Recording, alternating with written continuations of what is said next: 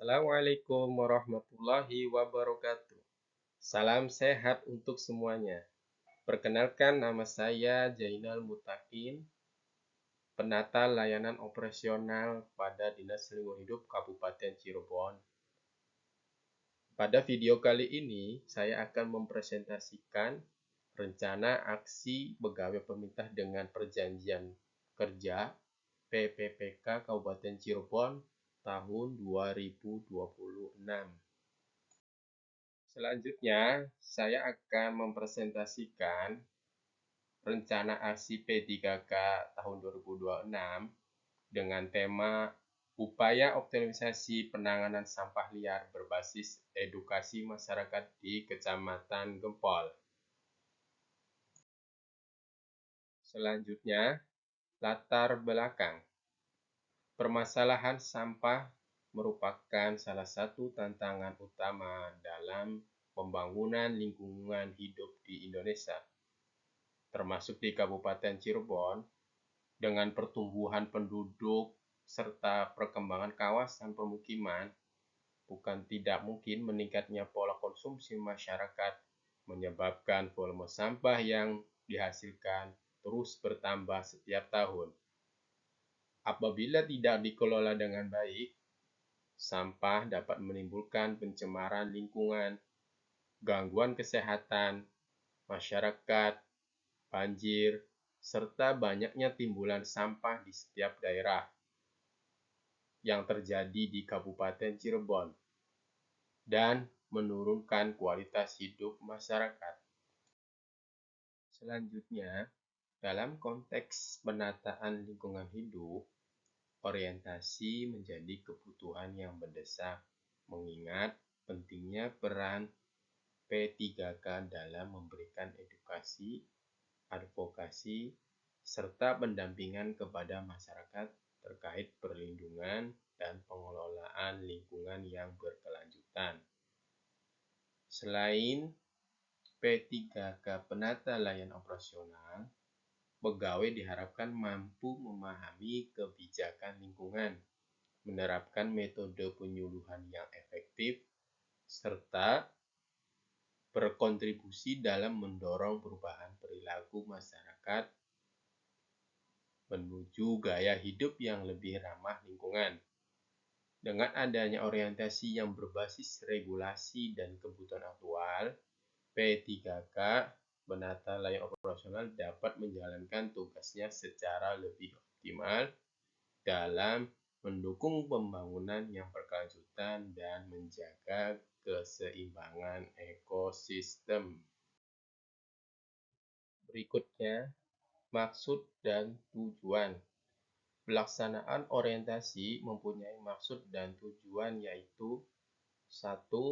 Pengenalan tugas dan fungsi ASN. 2. Pengenalan nilai dan dasar etika pada instansi pemerintahan.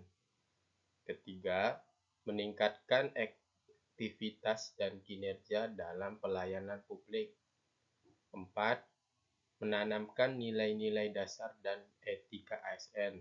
Kemudian yang 5, diharapkan mampu mengaktualisasi nilai-nilai dasar ASN berakhlak, serta dapat melaksanakan tugas yang menjadi kewajibannya dalam melaksanakan program pemerintah di unit kerjanya. Berikutnya, waktu dan tempat. Kegiatan rencana aksi perubahan pegawai pemerintah dengan perjanjian kerja atau PPPK di lingkungan Kabupaten Cirebon dilaksanakan pada tanggal 25 Mei 2026 sampai dengan 30 Juni 2026. Adapun tempat pelaksanaan di Dinas Lingkungan Hidup dengan metode blended learning sinkronus melalui Google Meet dan asinkronus situs melalui Elmu. Kemudian berikutnya langsung saja ke inti rencana aksi ya. Ini adalah gambaran pengelolaan sampah saat ini yang terjadi di Kabupaten Cirebon. Berdasarkan data, potensi timbulan sampah 1.324 381 ton per hari.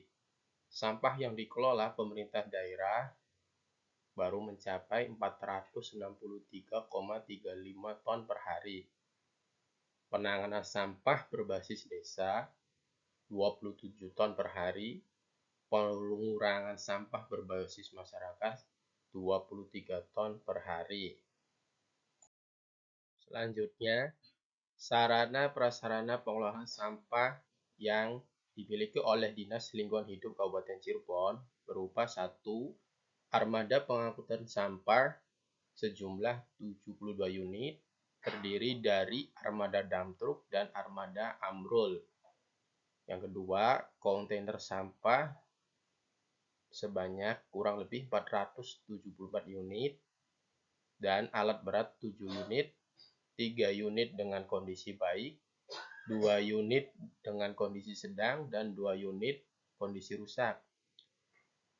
Prasarana yang lainnya seperti TPS terdiri dari 140 unit, transfer depo 1 unit, TPS 3R 33 unit, dan TPS akhir atau TPA ada di 2 lokasi, yang satu di Kecamatan Palimanan, Desa Kepuh, dan yang kedua di timur, Kecamatan Karangwareng di Desa Kubang Delek.